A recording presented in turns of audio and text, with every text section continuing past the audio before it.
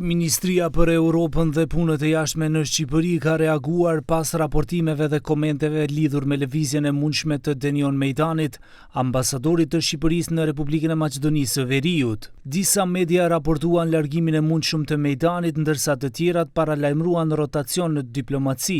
Konkretisht emërimin e Mejdanit për ambasador në Prishtinë, ndërsa ardhen e Petrit Malajt nga Prishtina në Shkup. Përmes një reagimi zyrtar nga Ministria e Jashtme e Shqipërisë, theksuan se lëvizjet diplomatike realizohen në përputhje me legjislacionin në fuqi, kuadrin rregullator të shërbimit të jashtëm dhe praktikat diplomatike.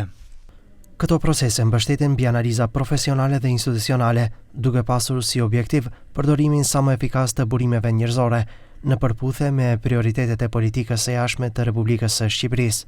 Vendimarrja përkatëse përfshin koordinimin dhe konsultimin me institucione përgjegjëse shtetërore. Komentet në media nuk pasqyrojnë realitetin, aq më pak procesin institucional që ndiqet në raste të tilla.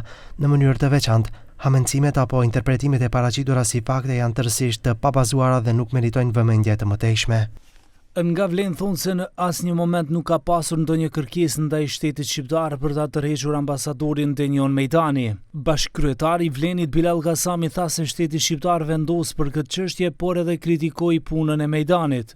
Ne do të kishim dashur që ai më shumë të përfaqësojë qytetarët apo të mbrojtë të drejtat e qytetarëve shqiptar në Maqedoninë të Veriut, më shumë se sa disa grupacione politike, e cila fatkeqësisht po shehet, po megjithatë është punë dhe angazhim të cilin duhet ta vlerësoj shteti shqiptar, Ministria e Punëve të Jashtme të Shqipërisë, të cilët e kanë emëruar dhe të cilët bëjnë vlerësimin e punës së tij. Në asnjë moment Vlen dhe qeveria nuk është përzier në kompetencat e një shteti fqin, këtë rast të Shqipërisë. Nga BDI vlerësuan se ambasadori Mejdani ka bërë një punë të jashtëzakonshme në avancimin e marrëdhënieve ndërmjet Maqedonisë së Veriut dhe Shqipërisë. Sekretari i përgjithshëm Arber Ademi tha se ai ndërtoi ura bashkëpunimi, mirëbësimi dhe partneriteti strategjik mes dy vendeve.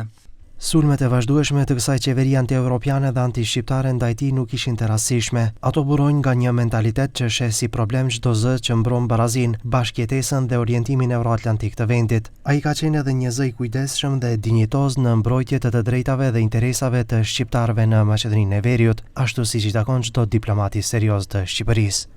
Zërat për tërheqjen apo zëvendësimin e Mejdanit vijnë pas dy protestave të studentëve shqiptar të Maqedonisë së Veriut, të cilët kërkojnë që provimi i jurisprudencës të mbahet në Shqip, kërkesë që ka gjetur edhe mbështetjen e ambasadorit të Shqipërisë.